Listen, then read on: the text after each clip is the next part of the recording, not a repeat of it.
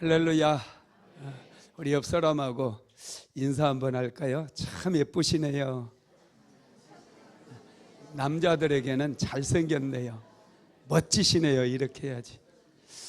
할렐루야. 우리 다시 한번 인사합시다. 참 예쁘시네요. 인사를 안 하는 분이 있어요. 할렐루야. 벌써 은혜를 받으셔서 너무 예뻐 보여요. 세상에서 제일 예쁜 얼굴은 은혜 받은 얼굴이에요. 할렐루야. 오늘 우리 집사님들, 권사님들 다 은혜 받으셔서 벌써 얼굴이 해같이 빛나고 있습니다. 얼굴이 해같이 빛나면 기적이 일어나요. 인생의 문제가 저절로 풀어지기 시작하고 내 삶에 좋은 일들이 시작이 되는 거예요. 할렐루야. 반드시 하나님께서 은혜 주시고 축복 주실 줄로 믿습니다. 오늘은 은혜 시리즈 25번째 성령의 사람으로 단련시키시는 하나님의 은혜, 이런 제목의 말씀입니다. 하나님께서는 우리를 성령의 사람으로 단련시켜요. 이게 은혜입니다.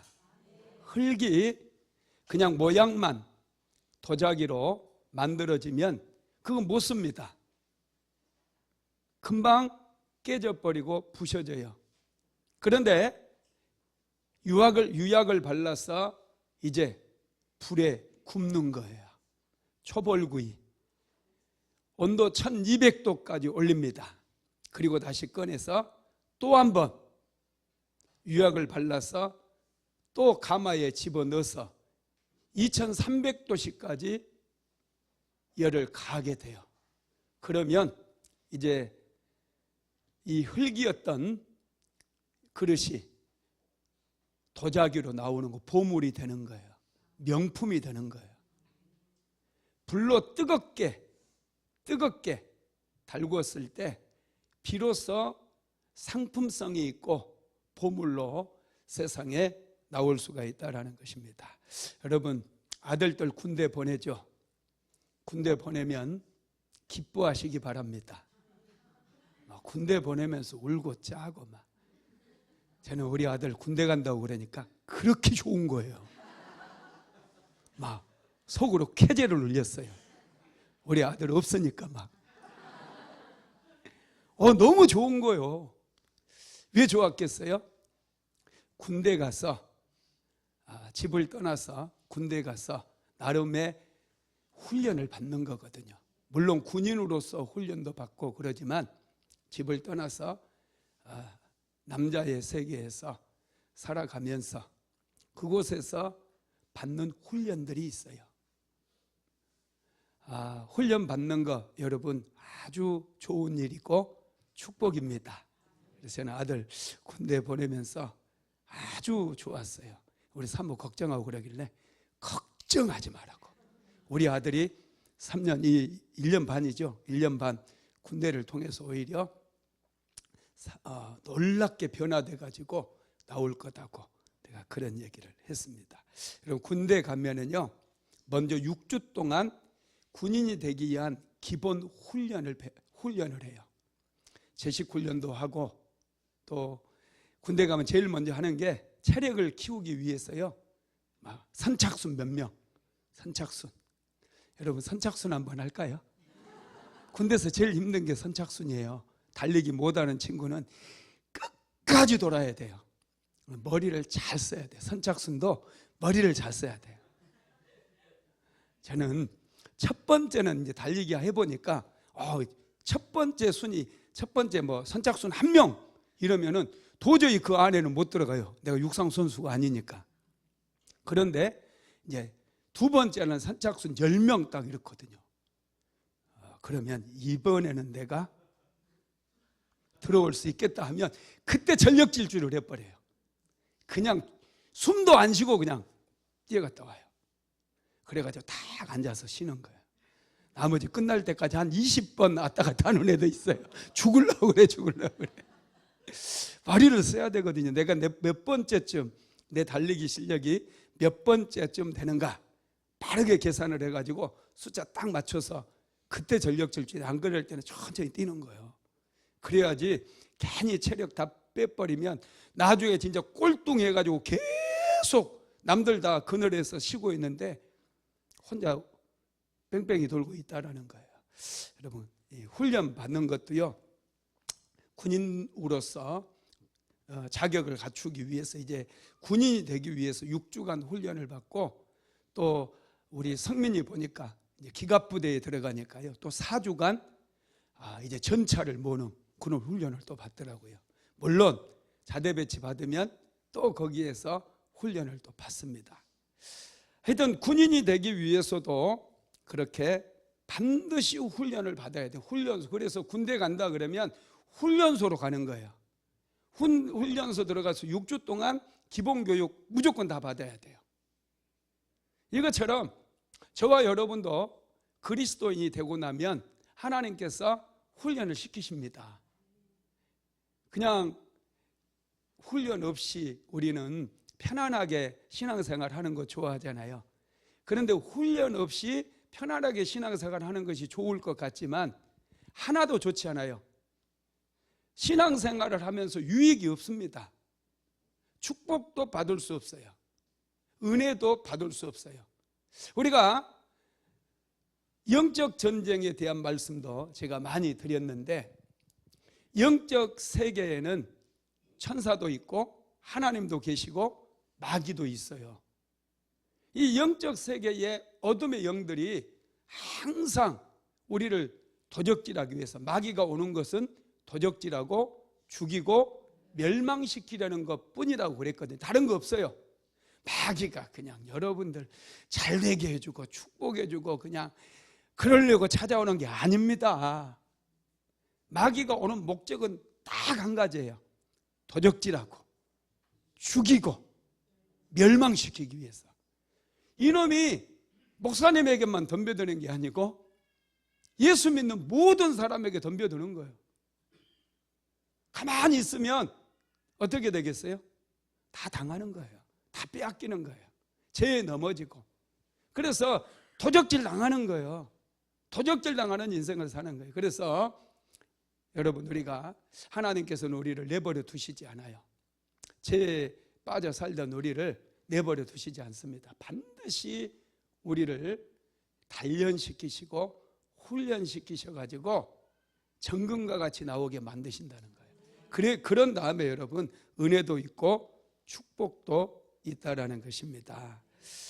못생긴 남자 10명이 버스를 타고 가다가 버스가 사고 나는 바람에 다 죽어버렸대요. 어우, 천국에 딱 갔더니 천사가 너무 안타깝더래요. 세상 살면서 못생겨가지고 무시당하면서 살았는데 아니 일찍 죽어가지고 천국에 왔으니 참 이게 너무 안타까워가지고 천사가 이렇게 얘기했대요. 내가 한 가지 소원을 들어줄 테니까, 그리고 세상으로 다시 보내줄 테니까 잘 살아야 된다. 10명이서 환호를 지르면서 막 너무 좋아하는 거예요. 한 가지 소원을 들어준다니까. 그래서 첫 번째 사람에게 천사가 물었어요.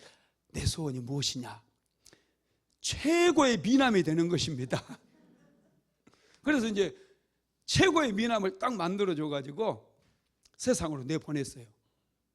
둘째 사람에게 또 물어보니까 둘째도 최고의 미남이 되기를 원한다는 거예요. 또 아까 그분보다 조금 더 미남 만들어서 세상에 딱 보냈어요. 9번째까지 다 미남이 되고 싶대. 9번째 미남 다 만들어 딱 보냈어요. 그리고 10번째한테 물어봤대요. 10번째. 내 소원이 무엇이냐? 그랬더니 방금 9명 최고의 미남이 된 사람들 원상태로 돌려주세요. 할렐루야. 사람은요, 뭔가 쉽게 얻으려고 그러는 분들이 많아요. 고난 없이 뭔가 천사가 탁 나타나서 내 소원이 무엇이냐 이러면서 뭔가 짜잔하고 그냥 얻기를 원하는데, 여러분 그런 것들은요 금세 빠져나가요. 연단을 통과하고 하나님께 주신 연단들을 잘 통과하면서 여러분 얻어지는 것들이 귀한 거예요. 좋은 것은 쉽게 얻어지지 않아요. 여러분들이 인생을 살면서 정말 좋았던 거 쉽게 얻어지던가요? 아니에요. 좋은 남편도 쉽게 얻어지던가요? 할렐루야. 좋은 남편이 없나? 좋은 아내도 쉽게 얻어지는 거 아니고요. 좋은 사람이 쉽게 얻어지지 않아요. 물질 역시 마찬가지. 쉽게 얻어지는 것들은 없습니다. 쉽게 얻어지는 것들은 하찮은 것들이에요.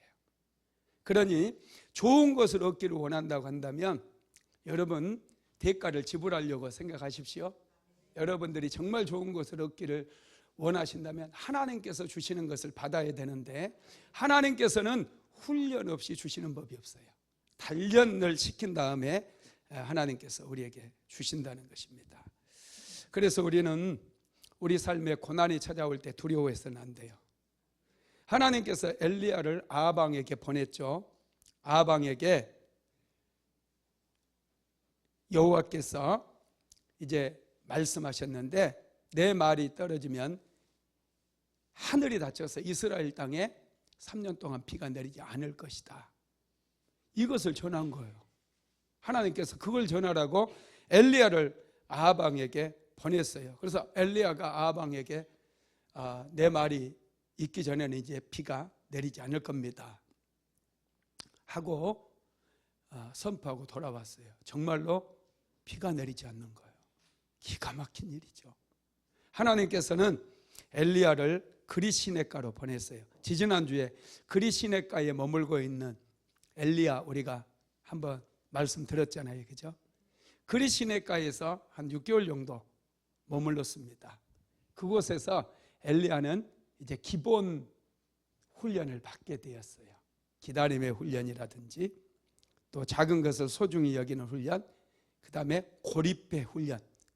지지난주 말씀 생각나시죠? 네.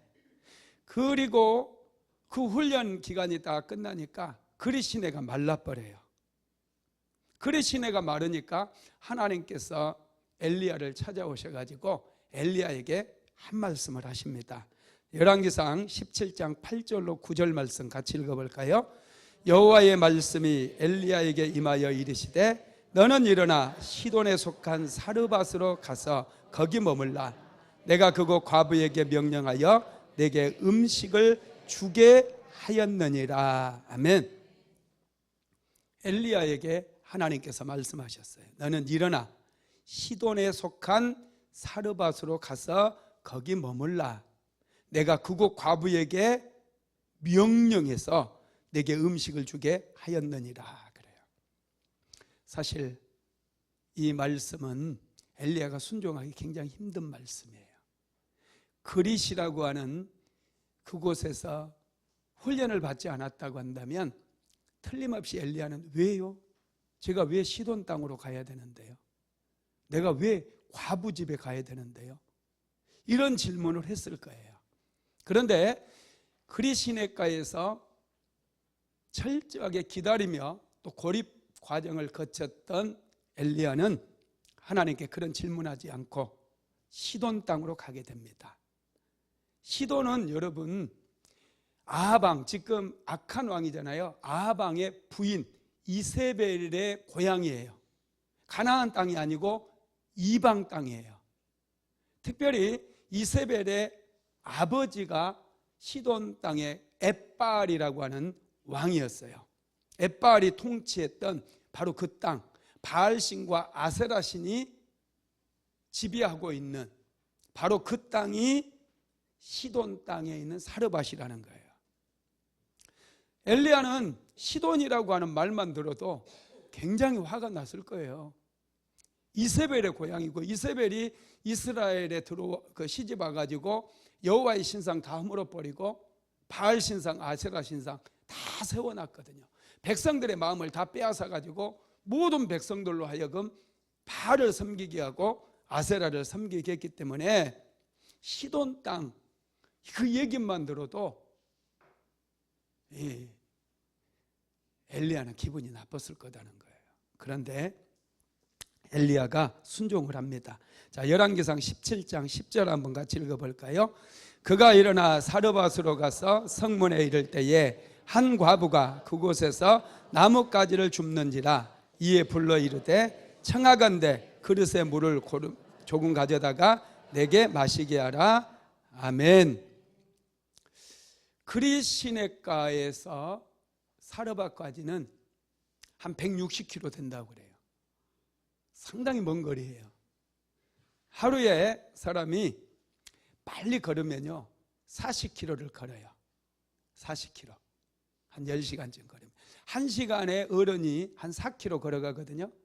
그러면 10시간을 걷게 되면 40km를 걷습니다. 쉬지 않고 걸었을 때. 그러면 160km면은 최소한 며칠은 잡아야 돼요? 4일은 잡아야죠. 그런데 밥도 먹어야죠. 좀 쉬어야죠.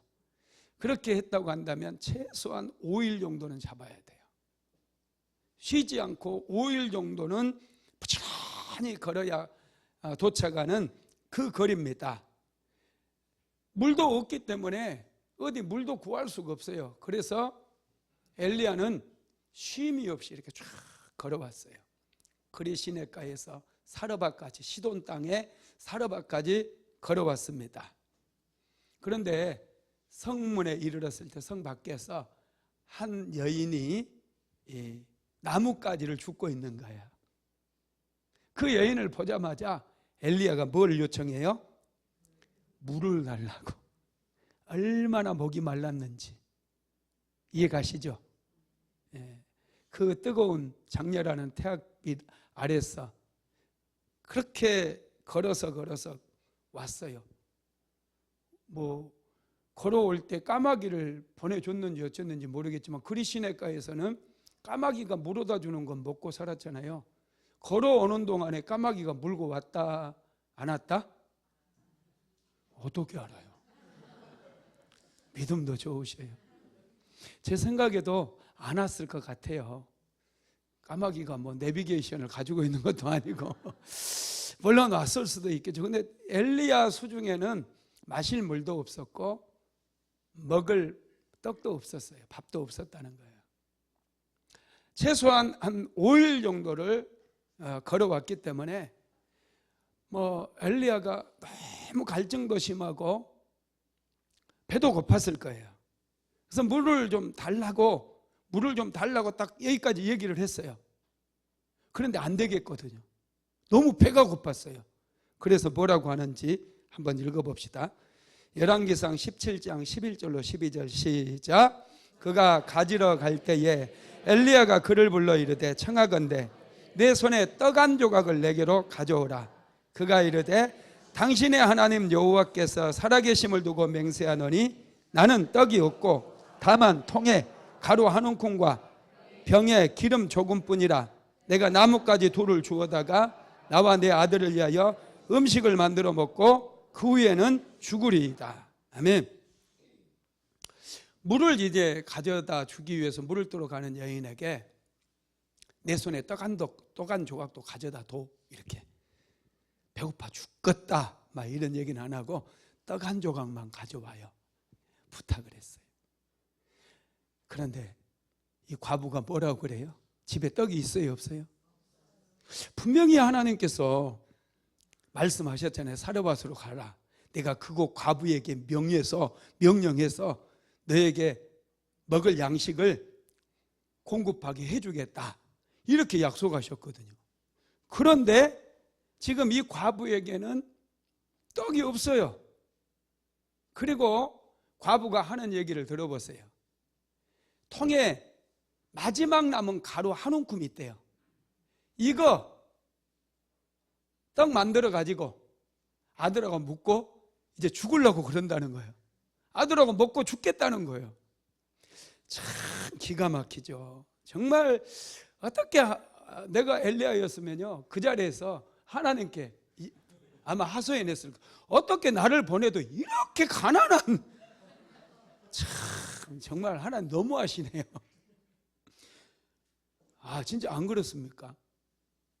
그런데 이 가난한 과부에게 하나님께서 엘리야를 보낸 건 맞습니다. 마귀가 보낸 거 아니에요. 하나님께서 보냈다는 거예요. 그 가난한 과부가 하는 말이 마지막 남은 가로 한 움큼, 이제 지금 가뭄이 심해가지고 뭐 내일이 없어요. 씨앗을 뿌려도 시돈 땅까지 다 안 물거든요. 근데 시돈에는 물이 있는 것 보니까 조금 낫기는 한 것 같아요. 곡식을 거둘 수가 없어요, 열매를. 그래서 이 사르밧 과부도 떡 해먹고 이제 아들하고 죽기를 기다리겠다, 이렇게 말씀하고 있잖아요. 참 기가 막혀요. 그런데 여러분, 하나님께서 왜 엘리야를 이 가난한 과부, 가루에 통이라도 가득 있어서 한 달치라도 있는 그런 과부에게 좀 보내주시든지, 아니면 부잣집에 좀 보내주시든지 그러지, 왜 가난한 과부에게 보내셨을까요? 왜? 오늘 우리가 읽었던 누가복음 4장 25절로 26절에 보면은 좀 이해할 수 있어요. 왜 보냈는지 한번 읽어봅시다. 누가복음 4장 25절로 26절 시작. 내가 참으로 너희에게 이르노니 엘리야 시대에 하늘이 3년 6개월간 닫히어 온 땅에 큰 흉년이 들었을 때에 이스라엘에 많은 과부가 있었으되 엘리야가 그중 한 사람에게도 보내심을 받지 않고 오직 시돈 땅에 있는 사렙다 한 과부에게 뿐이었으며. 아멘. 이스라엘 땅에도 많은 과부가 있었대요. 그런데 오직 시돈 땅에 있는 사렙다의 한 과부에게만 하나님께서 엘리야를 보내셨다는 거예요. 그러면 여러분, 이 시돈 땅에 살았던 이 과부에게는 뭔가 특별한 게 있었다는 얘기잖아요.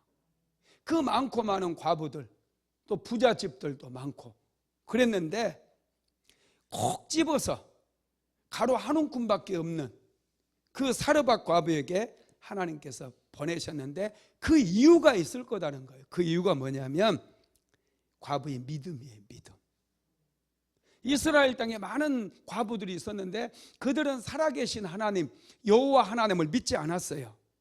그런데 이 시돈 땅에 있었던 사르밧 과부는 어떻게 이스라엘의 하나님에 대해서 알고 있었는지 모르지만 이 여인은 시돈 땅에 살고 있는, 이방 땅에 살고 있었던 여인이었음에도 불구하고 여호와 하나님을 알고 있었다는 거예요. 이 여인의 고백을 한번 들어보세요. 나에게 물만 가져오지 말고 떡 한 조각도 가져와라, 이렇게 얘기했을 때 이 여인이 뭐라고 했는가? 열왕기상 17장 12절에 보면은 당신의 하나님 여호와께서 살아계심을 두고 맹세하노니 그랬어요. 엘리야가 하나님의 여호와의 사람, 하나님의 사람이라는 것을 이 여자는 즉시 알아보았을 뿐만 아니라 당신이 섬기고 있는 그 여호와의 살아계심, 여호와는 살아계시는 하나님이시라는 것을 이 여인이 알고 있었고 믿고 있었다는 거예요. 여러분, 우리가 인생을 살아갈 때 정말 중요한 게 뭔 줄 아세요? 정말 중요한 거, 정말 우리가 반드시 알아야 되고 너무너무 소중한 거, 돈이 아니에요. 하나님을 아는 지식이에요. 하나님을 아는 지식이 있는 사람은요, 다 망해도 살아남을 수 있어요. 하나님을 제대로 안다면 우리는 기도할 수 있어요. 그 하나님 앞에 나가서 기도할 수 있기 때문에 하나님을 아는 지식이 있는 사람은 절대로 망하지 않아요. 이 여인은, 사르밧 과부는 하나님을 아는 지식이 있었다라는 거예요. 당시 이스라엘 백성들은 전부 바알과 아세라가 그들의 신이라고 믿고 그들의 하나님이라고 섬기고 있었는데, 시돈 땅에 살고 있었던 이 과부는 집에는 가루 한 움큼밖에 없었지만은 이 여인은 여호와 하나님을 알고 있었다는 거예요. 자, 열왕기상 17장 13절로 14절 같이 읽어봅시다. 엘리야가 그에게 이르되 두려워하지 말고 가서 내 말대로 하려니와 먼저 그곳으로 나를 위하여 작은 떡 한 개를 만들어 내게로 가져오고 그 후에 너와 내 아들을 위하여 만들라. 이스라엘의 하나님 여호와의 말씀이 여호와가 비를 지면에 내리는 날까지 그 통에 가루가 떨어지지 아니하고 그 병의 기름이 없어지지 아니하리라 하셨느니라. 아멘. 엘리야가 지금 너는 두려워하지 말래요. 그리고 나를 위해서 한 움큼 있는 그 가루로 떡을 만들어 가져오래요. 그 후에 너와 내 아들을 위하여 만들래요. 그러면 이스라엘의 하나님 여호와의 말씀이 나 여호와가 비를 지면에 내리는 날까지 그 통에 가루가 떨어지지 아니하고 그 병의 기름이 없어지지 아니하리라 말씀했다는 거예요. 지금 엘리야가 사르밧 과부에게 이 말을 하고 있는 거예요. 만약에 사르밧 과부가 믿음이 없는 여자였으면 참나 이거 그렇게 먹고 싶어? 참 진짜 돌겠네 진짜 이거. 진짜 이것밖에 없다니까 이거 먹고 싶냐고. 이랬을 거 안 그러겠어요? 믿음이 없는 여자였다면 믿음 없는 여자들 많잖아. 집에서 그러잖아. 남편이 한마디 하면 그냥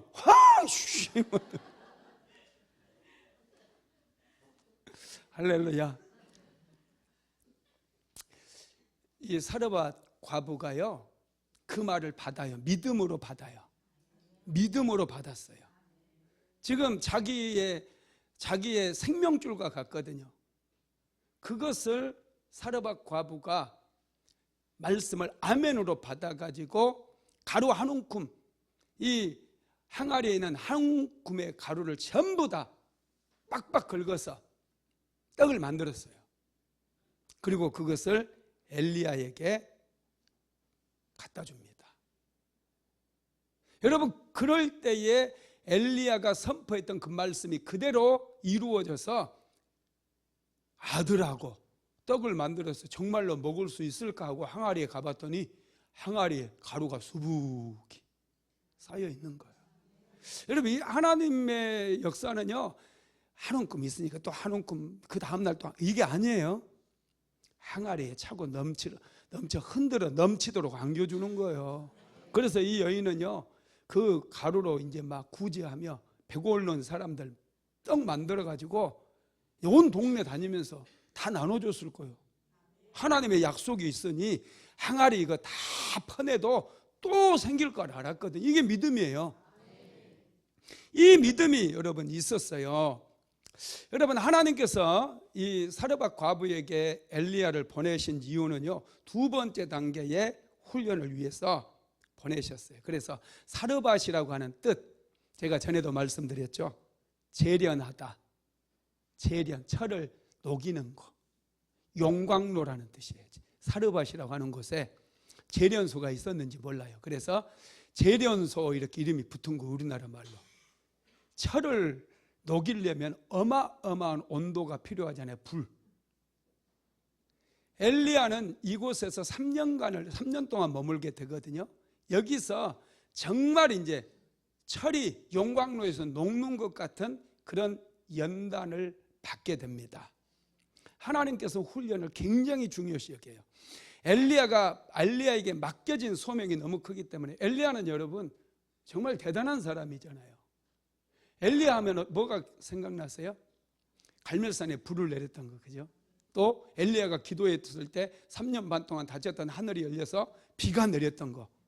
그런데 여러분, 엘리야에게 그것만 끝입니까? 사르밧 과부의 아들 이제 이따 죽거든요. 이따 죽은 거 잘 보세요. 죽은 아들을 살려내요. 이거 대단하죠? 그런데 더 대단한 게 있어요. 죽음을 보지 않고 하나님께 들림받아 버려요. 용광로와 같은 그런 엄청난 연단을 견뎌냈을 때 그는 죽음을 보지 않아요. 죽음을 보지 않고 하나님께 들림받게 되어버린다는 거예요. 여러분, 이 연단의 크기가요, 쓰임의 크기예요. 연단 받는 거 두려워하지 마세요. 연단 많이 받는 사람이 크게 쓰임 받고요, 하나님과 더 친밀해지고요, 더 큰 축복 받고요, 더 큰 은혜 받아요. 연단 받을 때 불평불만하면 여러분 그거 마귀에게 도적질 당해서 연단만 길어져요. 길어져. 우리 하나님은 참 신기한 게요, 우리가 음성을 들었을 때 그 음성에 순종하지 않잖아요. 그러면 다시 말씀 안 하셔요. 그 말씀 순종할 때까지 기다리시더라고요. 할렐루야. 좀 무섭나요? 하나님의 성품을 좀 아셔야 돼요. 하나님 말씀하시면 그냥 순종하십시오. 그래야 계속해서 하나님 또 말씀해 주시고 또 은혜 주시고, 순종하면 은혜가 부어져요. 계속 은혜가 부어져요. 할렐루야. 네. 사르밧에서 무려 3년 동안 이제 훈련을 받고 연단을 받게 되는데, 엘리야는 그러면 사르밧에서 어떤 훈련을 받았을까? 첫 번째가 우선순위를 따라 사는 훈련이에요. 가장 중요한 훈련입니다. 우선순위가 명확하지 않는 사람들은요, 항상 하나님의 일이 뒤로 처지게 되어 있어요. 여러분들 인생 속에서 가장 중요한 게 뭡니까? 가장 중요한 게 뭐예요? 할렐루야. 자신이 없죠, 그죠? 여러분의 인생 속에서 가장 중요한 게 하나님이십니까? 아멘이 이게 뭐 하자는 거지만, 아멘, 아멘. 주여, 네, 제가 큽니다. 이 백성을 이렇게 끌고 가니. 여러분, 우리의 삶에서 가장 우선순위, 가장 소중한 분, 가장 중요한 것이 뭐냐? 우리가 자꾸 고민해야 돼요. 내가 무엇을 위해 살고 있는가? 내가 가장 중요하게 여기고 있는 게 무엇인가? 내가 가장 중요하게 여기는 분이 누구인가? 그걸 알아야 돼요. 그래야 삶의 우선순위가 결정되는 거예요. 하나님을 가장 소중히 여기는 사람들은 타협의 여지가 없습니다. 어떤 일이 있어도 하나님 앞에 나와서 예배드리고, 어떤 일이 있어도 하늘이 두동강이 나도 하나님 앞에 나와서 기도하고, 하나님의 일을 가장 우선순위에 놓고 하나님 앞에 드려지는 인생을 산다는 거예요. 이게 흔들리게 되면요, 모든 게 상황, 환경, 형편 따라서 내 삶이 이리 치우치고 저리 치우치고, 이리 끌려다니고 저리 끌려다니고, 그렇게 인생을 살아간다라는 거예요. 하나님께서 사르밧에서 본격적으로 엘리야 선지자를 훈련하면서 제일 먼저 훈련시킨 게 우선순위예요. 너의 삶에 가장 우선시해야 될 게 무엇이냐? 너의 삶에 가장 중요한 것이 무엇이냐? 그걸 결정하라는 거예요. 여러분의 인생 속에서 가장 중요하게 여기는 게 뭡니까? 돈입니까? 아들입니까? 남편입니까? 아내입니까?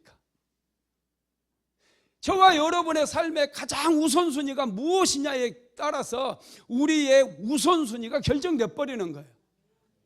그래서 돈을 우선순위에 놓는 사람은 주일날까지도 예배를 드리지 않아요. 금요 성령 집회 돈 버느라고 정신 팔려가지고 이 소중한 예배를 빠지는 거예요. 자신이 영적으로 갈급한지도 몰라요. 대충대충 그냥 예배는 뒤로 밀려나는 거예요. 돈이 우선이 되는 거예요. 하나님을 가장 소중하게 여기고 내가 가장 귀한 분으로 여긴다라고 한다면, 하나님을 예배하는 일, 하나님을 위해서 내가 섬기는 일, 하는 일들, 그 일을 인생의 가장 우선순위에 둔다라는 거예요. 이 훈련이 되지 않으면 우리는 범사에 자꾸 환경을 따라가게 돼 있고, 형편을 따라가게 돼 있고, 문제를 따라가게 되어 있고, 이 사람 저 사람이 요구하면 다 흔들려 버리고 치우치는 거예요.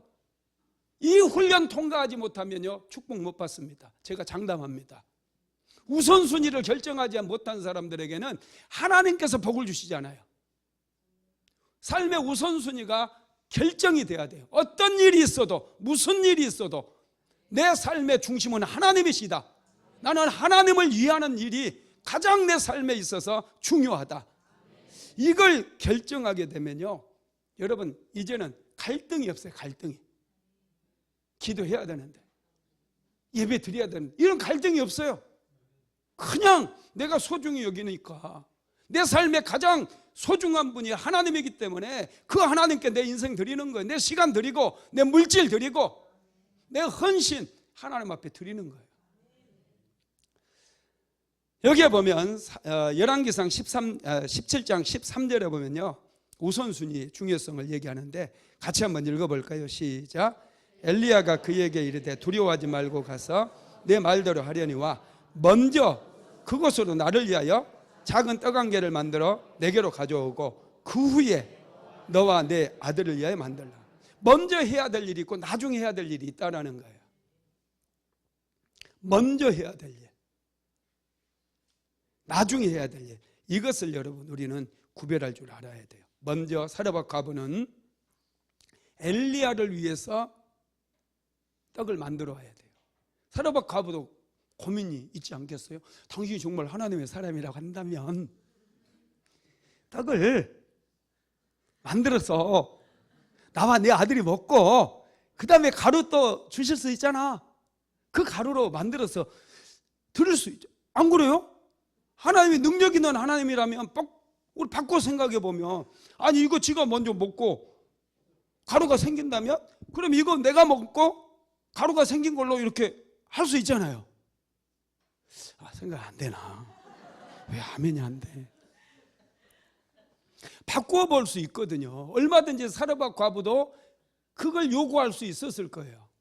믿음이 없었다면 그걸 요구할 수 있어요. 내가 먼저, 사람들은요 나를 먼저 챙기거든요. 나 먼저, 교회보다 나 먼저, 내가 소중하니까. 그런데 나보다 하나님이 소중한 사람은 하나님을 먼저, 하나님의 일 먼저, 예배 먼저, 여러분 이렇게 간다라는 거예요. 우선순위는요 참 중요해요. 먼저 여러분 우선순위는 어떤 것들이 있느냐 하면, 첫째 먼저 하나님께 심는 훈련이에요. 사르밧 과부는 물 조금, 떡 한 조각 심은 거예요. 이거 하나님께서는 먼저 심으라는 거예요. 하나님의 사람 엘리야에게 떡을 주는 것은 심는 거라는 거예요. 여러분 심는 훈련 굉장히 중요합니다.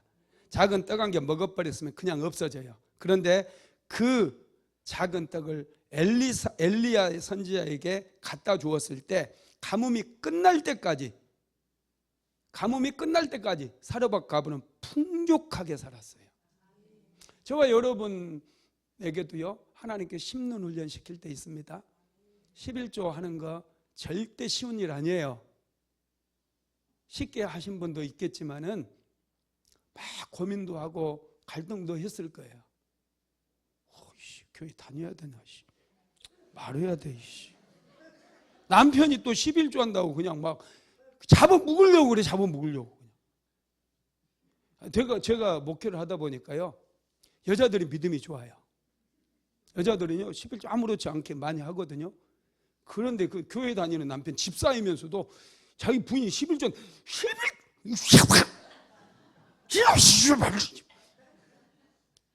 이런 분들이 있다니까요. 할렐루야. 이 심는 훈련, 이거 여러분 축복받으려면요 심는 훈련 해야 돼요. 반드시 이 훈련 통과해야 돼요. 저한테 가끔 가다가 이제 이 11조 하는 그런 것 때문에 상담하고 고민하는 분들이 저한테 말씀하시는, 믿음이 안 되면 하지 마세요 그래요. 저는 믿음이 안 되는데 왜 해요? 억지로 하지 마세요. 믿음이 와야지. 그 믿음이 오게끔 하나님께서 훈련하시는 때가 있어요. 물질로 연단해 버린다니까요. 그럴 때가 있어요. 그런 과정을 거치면서 이게 내게 아니구나 깨달음이 왔을 때 기쁨으로 그런 것도 할 수 있는 것이죠. 두 번째, 믿음 훈련을 합니다. 믿음 훈련. 우선순위에서 믿음 훈련이에요. 엘리야는 사르밧 과부를 통해서 절망적인 상황에서 믿음으로 반응하는 훈련을 하게 되는데, 지금 사르밧 과부는 절망적인 상황이잖아요. 통에 한 움큼 가루밖에 없어요. 이 가루로 지금 기름도 한 방울이잖아요. 얼마 없어요. 이걸로 이제 만들어 가지고 먹고 죽겠다고 그러는데 엘리야는 와가지고 나를 위해 달라, 나를 위해서 가져와라. 내가 엘리야라고 하면 절대 이 말 못할 것 같아요. 아, 그래요? 아이고 먹고 나도 좀 보태주고 싶은데 가진 게 없네. 저 같으면 아마 그럴 것 같아. 하나님 정말 기가 막히네요. 정말 어떻게 나를 보내도 이런 과부집으로 보내셨나 그러면서. 그리고 사로밧 과부에게도 믿음이 없었으면 참 별 미친놈 나보겠네 이렇게 얘기를 하지 않겠습니까? 그런데 이 사로밧 과부도 그렇고요, 엘리야도 그렇고 믿음이 있어요. 확실한 믿음이 있어요. 그래서 엘리야는 나를 위해서 가져오고 그 다음에 너희를 위해서 떡을 만들라 믿음으로 선포한 거예요. 그리고 그 말을 받았던 사로밧 과부는 믿음으로 떡을 만들어서 엘리야에게 먼저 공개했어요. 그리고 통에 가보니까 통에 가득 가루가 쌓여 있는 거예요. 여러분, 믿음 훈련, 하나님께서 우리 믿음을 훈련하실 때가 있어요. 세상 사람들 앞에서 당신 믿는 사람인지 안 믿는 사람인지 훈련할 때가 있다니까요. 내가 믿음을 선택해야 되는가, 내가 교회에 나가서 예배를 드려야 되는가, 내가 헌금을 해야 되는가. 여러분, 믿음 좋은 척은 다 떠들고 다 할 수 있어요. 그런데 이 믿음 훈련 앞에서, 믿음 테스트 앞에서 많은 사람들이 그냥 무너져 버려요. 아브라함도 여러분 이 믿음의 테스트를 통과하기까지 20년, 25년 걸렸어요. 내 독자 이삭을 모리아 산으로 데리고 가 번제로 드려. 믿음 훈련이었어요. 아브라함은 하나님께 질문하지 않고 그대로 순종한, 이게 믿음이에요. 훈련된 믿음이에요. 하나님께서는 엘리야의 믿음도 지금 보고 있고 사르밧 과부의 믿음도 보고 있다는 거예요. 이 믿음 훈련이 순종으로 끝난 거예요. 순종으로, 말씀의 순종함으로 열매를 맺은 거예요. 그래서 저는 자신 있게 말씀드려요. 통의 가루는 한 움큼만 생긴 게 아니라 가득 차게, 이게 믿음을 보신 거거든요. 여러분의 믿음도 가득 찬 믿음이 되시기를 주님의 이름으로 축복합니다. 이 믿음을 통해서 이제 나중에 엘리야가 갈멜산에서 바알과 아세라 선지자 850명과 능력 대결할 때, 여러분 이 믿음의 기도, 믿음으로 엘리야가 선포한 거예요. 먼저 너희들이 한번 너희 바알신 이름 불러봐라. 제단 딱 쌓아놓고 바알신 이름 그 사람들이 아세라 신 또 바알 선지자 막 모여가지고 자기들의 신의 이름을 막 부르고 난리를 치잖아요. 그냥 나중에는 칼을 꺼내가지고 피를 흘리면서 바알이여 바알이여 불을 내리소서 그렇게 부르는데요, 하늘에 불이 안 내려요. 850명이 그렇게 막 난리를 치면서 불렀는데, 근데 엘리야가 나아가 엘리야에게 믿음이 있었어요. 불을 내려달라고 하면 하나님께서 불을 주실 거라고 하는 믿음이 있어가지고 엘리야가 그 능력 대결을, 하나님께서 능력 대결을 하라고 말씀하신 거 아닙니다. 엘리야가 그 능력 대결을 제안했고 그렇게 하자고 그런 거예요. 그리고 엘리야가 믿음으로 하나님께 기도하잖아요. 이 백성으로 여호와가 하나님인 것을 알게 하옵소서. 바로 하늘에서 불이 팍 내려서 제단이 완전히 다 타버리잖아요. 엄청난 불이 하늘에서 내려버린 거예요. 믿음이 있었어요. 그래서 그런 제안을 할 수 있었다는. 그리고 또 비가 내리게 할 때도 엘리야가 몇 번 기도했어요? 믿음이 없었으면 7번 기도 못합니다.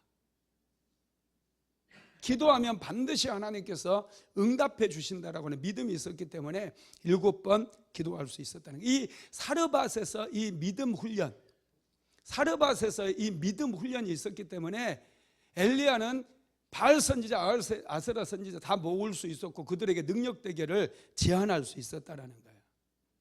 굉장히 중요해요. 믿음 훈련 우리도 거쳐야 돼요. 통과하시기 바랍니다.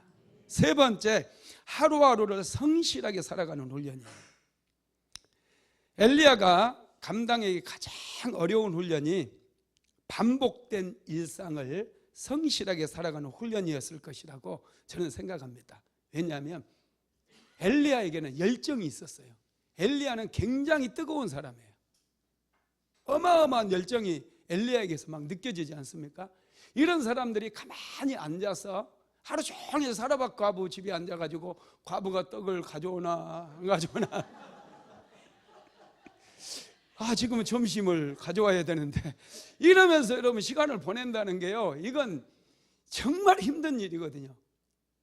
여러분, 우리 사모를 보면서 더 이런 생각, 우리 사모도 엄청 열정적인 사람이거든요. 정말 집에 잘 안 붙어 있어요. 새벽에 일찍 일어나 교회 가서 기도하고, 낮에도 좀 쉬라고 그러면 그대로 가가지고 또 뭘 하고 또 영상 찍고. 그 수술 받고 나서요, 일주일 만에 영상 찍기 시작했어요. 그것도 일주일에 몇 편씩. 그리고 바로 이 기도학교 와가지고 내가 계속 할까 봐서 막 끝까지 내가 힘들면 좀 쉬어, 내가 좀 할게. 그래 막 힘들고 그래도요 절대로 안 내려온다는 거예요. 우리 사모가 엄청 열정적이고 동적이에요. 내가 보니까 나는 조금 자꾸 어디서 불러내면 싫어하거든요. 이번에도 그 열방샘 교회 수요일날 집회 갔다 왔잖아요. 그 교회니까 갔어요. 다른 교회였으면 안 갔을 거예요. 거기 탈북민들 우리가 후원하는 그런 교회거든요. 그래서 갔는데 저는 좀 정적인 걸 좋아해요. 혼자 있는 것도 좋아하고. 저를 사르밧 과부의 집에 딱 보내면 왔다요, 왔다. 밥도 다 해주지. 그곳에서 앉아서 글도 쓰고 기도도 하고. 저는 어디 나가는 것보다요 교회 안에 있는 걸 좋아하거든요. 여러분들 교회 오면은 항상 제가 거기 있어요. 낮에 어디 잘 안 갑니다. 산책하는 시간 빼고. 저는 막 자꾸 불러내면 막 싫은 거예요. 짜증나요. 근데 우리 사모는 이제 얼마나 열정이 막, 엘리야가 열심히 특심이었잖아요. 우리 사모가 딱 그래요. 할렐루야. 사모가 또 뭐라 할지 모르겠다. 엘리야는 막 바알 선지자 450명, 아세란 400명 다 포함 불러놓고 막 능력 대결도 제안해가지고 능력 대결도 하고, 그 보면은 막 비도 내리게 하고, 막 그거 안 되니까 막 또 나중에는 이세벨이 죽이겠다고 하니까 막 브엘세바를 그냥 쉬지 않고 가다가 로뎀나무에 탁 지쳐가지고 쓰러져가지고 하나 나 죽여 막 이러잖아. 딱 똑같다니까랑 누구랑. 하여튼 이렇게 열정적인 사람이에요, 엘리야가. 그런데 이런 분이, 이렇게 열정적인 사람이 하루하루 일상, 이게 다 그 사르밧 과부의 집에서만 그 정적으로 이렇게 기다리면서, 하나님의 때를 기다리면서 있는다는 게요 굉장히 힘든 일이었다는 거예요. 그런데 하나님께서는 그런 훈련을 거치면서 엘리야를 정말 위대한 하나님의 선지자로 사용하시거든요. 차인홍 교수라고 하는 분이 있는데, 이분이 오하이오주 라이트 주립대학이라고 하는 대학에 바이올린 교수로 있어요. 음대 교수로. 이분이 두 발에 소아마비가 두 발에 다 와가지고요 걷지를 못해요. 휠체어 타고 다녔어요. 이분이 대전에 있는 재활원으로 보내지거든요. 거기서 이제 초등학교 과정 공부해요. 일하면서 재활하는 아이들이 있죠. 그래서 그곳으로 이제 김인강 교수님이라고 수학자, 전에 제가 말씀드렸잖아요. 기쁜 공식이라고 하는 책 쓴 분.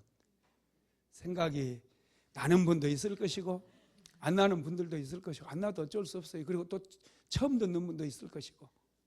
김인강 교수님도 그 대전에 그 기독교 재단에서 세운 데거든요. 그곳에 이제 소아마비 때문에 걷지도 못했었는데, 그분도 이제 그곳에서 미국 유학까지 가게 되고요. 박사학위 받으셔가지고 그분이 카이스트 교수도 하셨고요. 우리나라 아주 대단한 분이에요. 근데 이제 이분도 글이 보내진 거예요. 그래서 중학교도 못 갔어요.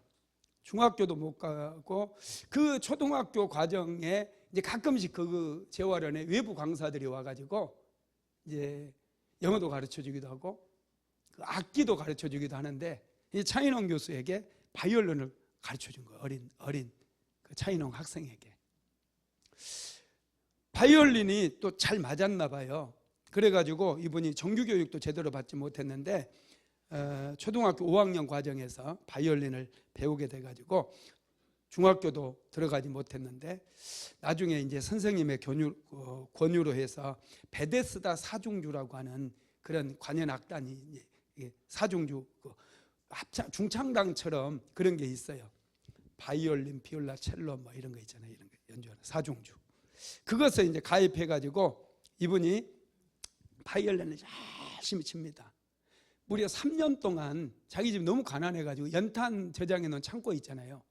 거기 겨울에 엄청 추운데 그 추운 데서 막 꽁꽁 얼면서 3년 동안 하루에 10시간에서 15시간씩 연주를 했대요. 3년 동안. 지독하죠. 학교도 중학교도 못 갔으니까 뭐 검정고시나 뭐 공부를 더 한다는 것은 꿈도 꿀 수 없는, 그 집도 엄청 가난했거든요. 그런 상황 속에서 오직 바이올린, 그 싸구려 바이올린 하나 붙들고 하루에 많게는 15시간씩 그렇게 매일마다 연주를 하는 거예요. 엄청난 성실함을 하나님께 보였죠. 그러니까 하나님께서 이분에게 공부할 수 있는 문을 열어주셔요. 그래서 미국에 유학도 가게 돼가지고요. 이분이 이제 박사학위를 받으셨고 또 한국에 와가지고는 또 그 한국에서도 그 지휘도 좀 하시고 그랬더라고요. 근데 이분이 미국의 주립대학교의 교수님이 되신 거예요. 이분이 쓴 책 중에 휠체어는 나의 날개, 그런 책이 있어요. 나온 지 한참 됐는데 요즘도 파는지 모르겠지만 한번 찾아보시고 한번 읽어보세요. 아주 감동적이에요. 그분이 또 신앙이 좋은 분이시기 때문에 아주 감동이 있습니다. 하여튼 이렇게 엘리야는 하루를 성실하게 살아가는 그 훈련을 받았어요. 그리고 이제 두 번째, 하나님께서는 사르밧에서 어떤 훈련 받았냐? 두 번째, 기도 훈련을 받아요. 우선순위 훈련 다 끝나고 나서 이제 기도 훈련. 사르밧에서 이제 이 과부와 그 아들 세 사람이 있어. 참 미묘한 관계죠, 그죠? 사람들이 보면 도대체 저 집은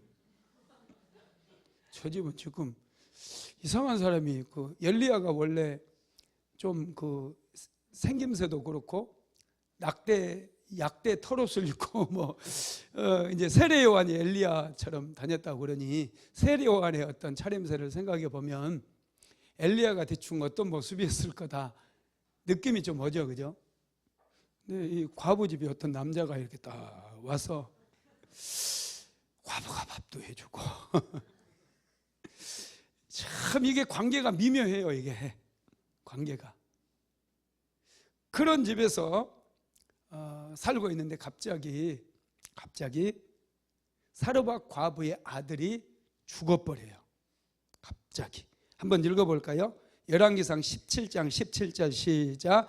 이루에 그 집 주인 되는 여인의 아들이 병들어 증세가 심히 위중하다가 숨이 끊어진지라.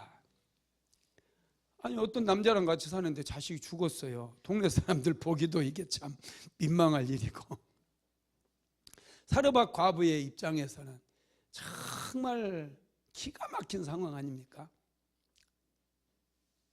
하나님의 사람이라고 하는 엘리야가 자기 집에 왔는데 아들이 병들어가지고 증세가 심히 위중했대요. 엘리야도 알았을 거 아닙니까? 엘리야도 여러 번 기도해 줬을 거 아닙니까? 그런데 결국 숨이 끊어져 버린 거예요. 그래서 기가 막혀가지고 이 여인이 엘리야를 찾아와가지고 엘리야에게 하소연을 해요. 어떻게 하소연하는지 한번 읽어봅시다. 18절 시작. 여인이 엘리야에게 이르되 하나님의 사람이여, 당신이 나와 더불어 무슨 상관이 있기로 내 죄를 생각나게 하고 또 내 아들을 죽게 하려고 내게 오셨나이까. 엘리야에게 이 여인이 뭐라고 부르느냐면 하나님의 사람이라고 불러요. 하나님의 사람이요, 당신이 나와 더불어 무슨 상관이 있기에 내 죄를 생각나게 하고, 하나님의 사람인 엘리야와 함께 있으면서 이 여인은 자신의 죄를 생각했다는 거예요. 자신의 죄를 생각하게 되고 또 자기 아들이 죽으면서 더 많이 자기의 죄를 생각했겠죠. 과부는 아들을 잃은 고통 때문에 엘리야를 원망해요. 그런데 엘리야는 한마디도 안 합니다. 한마디 했다가는 큰일 나니까 큰 싸움이 일어나요. 한마디도 안 해요. 왜 안 했을까요? 이 여인의 아픔을 알죠. 이 여인의 고통을 하니까 무슨 말을 해도 위로가 안 돼요. 이런 상황에서는 엘리야는 한마디도 얘기를 안 해요. 그리고 아들을 달라고 합니다. 그리고 자기가 거처했던 방으로 그 아들 안고 들어가요. 한번 읽어봅시다.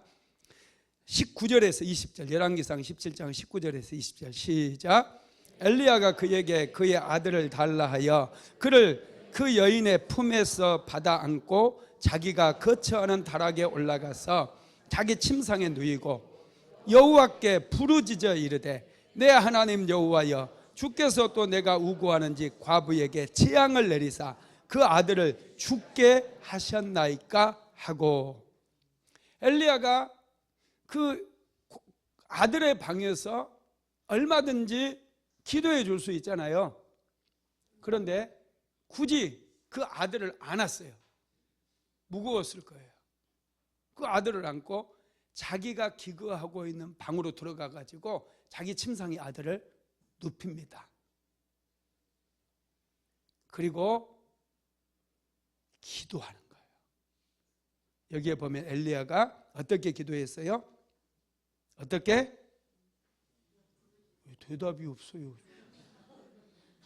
한번 해보겠다는 건가요? 어떻게 기도했어요? 네, 부르짖어 기도했다는 거예요. 이게 중요해요.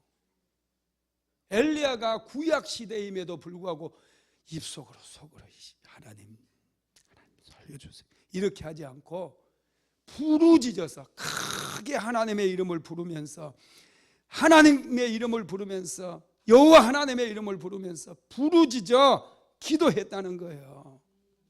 부르짖어 기도했어요. 기도 훈련 시킨 거예요. 앞으로 엘리야가 부르짖어 기도할 일이 많기 때문에 이 사르밧에서 부르짖어 기도하게 만든 거예요. 여러분들 부르짖어 기도하는 법 훈련해야 돼요. 금요 성령 집회 나와서 눈치 보지 말고 마음껏 부르짖어 기도하시기 바랍니다. 부르짖어 기도하는 이 훈련 너무나 중요해요. 엘리야가 그 전까지는 부르짖어 기도하지 않았어요. 이제 하나님께서는 엘리야를 부르짖는 기도 훈련시키기 위해서 사르밧 과부의 아들을 죽게 만든 거예요. 엘리야는 너무나 큰 충격을 받았어요. 사르밧 과부도 충격을 받았어요. 그러나 그런 충격 앞에서 엘리야는 하나님께 부르짖어 기도하는 법을 배우게 되었다는 거예요. 그래서 부르짖어 기도할 때 하늘에서 불이 내릴 수 있었고, 부르짖어 기도할 때 하늘에서 물이 내릴 수 있었다는 거예요. 인생 살아갈 때 하늘의 문이 열리기 위해서 부르짖어 기도하는 법 배워야 돼요. 다니엘도 부르짖어 기도했을 때 하늘의 문이 열려진 거예요. 그냥 중얼중얼 기도하지 마세요. 그러면 성령 집회에 나와서 마음껏 소리 지르고 마음껏 주의 이름도 부르고 부르짖어 기도하는 법, 하나님께서는 배우기를 원하신다는 거예요. 엄청난 자산이에요. 엄청난 자산이에요. 엘리야는 부르짖어 기도해요. 엘리야는 여러분 자기의 이 사르밧 과부의 문제를 자기가 끌어안고 기도를 합니다. 왜 이런 일이 생길까 고민하지 않아요. 하나님 도대체 왜 나를 이렇게 잘 공개하는 사르밧 과부의 아들을 왜 데리고 가십니까? 그렇게 푸념하지도 않아요.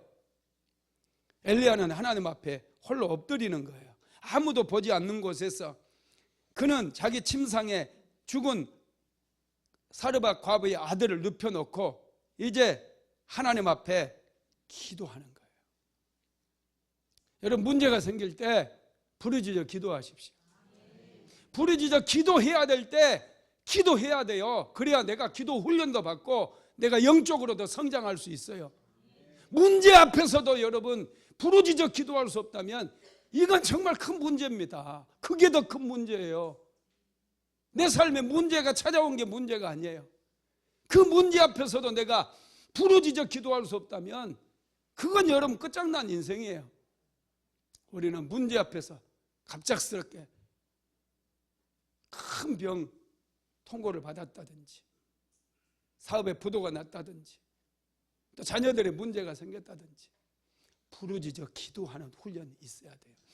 여러분, 부르짖어 기도하면 얼마나 좋은지 몰라요. 기도로 다 하나님께 맡겨버릴 수 있거든요. 내가 부르짖어서 하나님께 문제 올려드리면 이제는 더 이상 내 문제가 아니에요.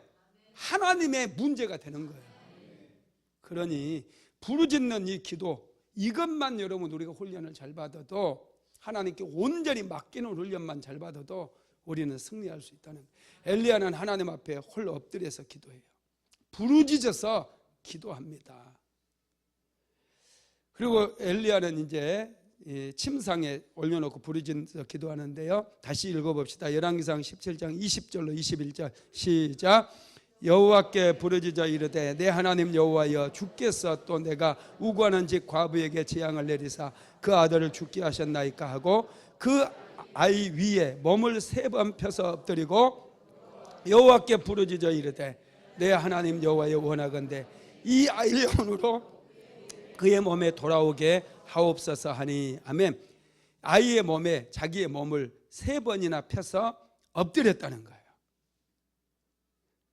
여러분, 이게 굉장히 중요해요. 선지자들은 죽은 시체를 만지면 부정하다고 해서 시체를 만지지 않아요. 근데 엘리야는 그런 참담한 상황 속에서 자신을 공경하고 공개하고 있는, 괴가 왜 생각이 안 나? 왜 이렇게 머리가 요즘 이상하게 갑자기 단어가 생각이 안 나는지. 할렐루야. 이 공개, 자신을 공개했던 사르밧 과부, 시간이 왜 이렇게 많이 됐냐. 할렐루야. 빨리 끝내겠습니다. 기도해야 되는데 아직 너무 많은데. 일단 엘리야가 그 시신에 엎드려 가지고 부정하게 됨에도 불구하고 하나님께 앞에서 이렇게 기도를 해요.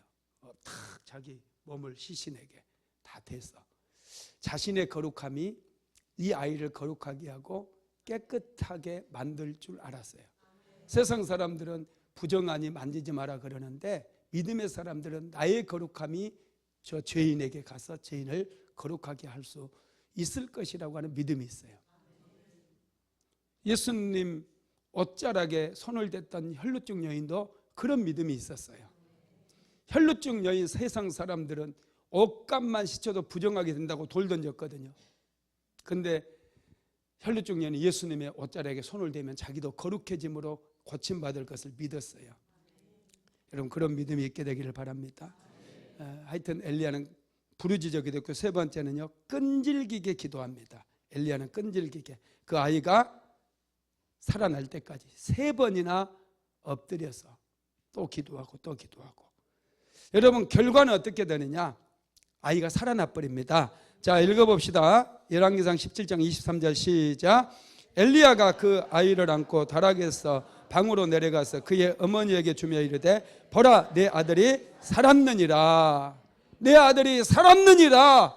살았느니라. 할렐루야. 다시 살아난 아들을 이제 과부에게 주니까 과부가 그 아들을 품으면서 이렇게 외쳐요. 자, 24절 읽어봅시다. 시작. 여인이 엘리야에게 이르되 내가 이제야 당신은 하나님의 사람이요 당신의 입에 있는 여호와의 말씀이 진실한 줄 아노라 하니라. 아멘. 이 말을 딱 들었던 엘리야, 그러면 통의 가루는? 저 같으면 그랬을 것 같아요. 가루 다 먹고 확 이제야라니 좀 화통을 쳤을 거예요. 이제야라고 확 혼날래 막 이랬을 것 같아요. 그런데 이제야 확신을 갖게 됐다는 거예요. 죽은 아들이 살아남을 통해서 이 여인은 믿음이 더 확실하게 성장을 하게 돼요. 인생은 여러분 참 신비해요. 위기가 오히려 축복이 되는 그런 일들이 참 많습니다. 특별히 우리 믿음의 사람들에게는요, 참 신비한 일들이 많이 일어나요.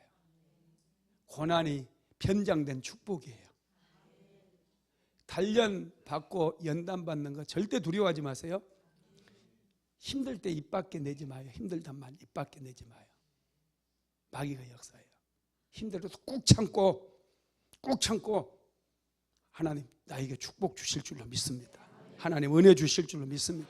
하나님을 끝까지 신뢰해야 돼요. 하나님께서는 사르밧 과부에게 사르밧에서 엘리야를 훈련시켰어요. 그리고 이제 정말 정금과 같이 나오게 만드심으로 가장 위대한 선지자가 되게 하시고 하늘에서 불이 내리고 또 비도 내리게 만든 그런 선지자로 활동하게 만들어 주셨다는 거예요. 저와 여러분에게도 그런 일이 일어나게 될 줄로 믿습니다.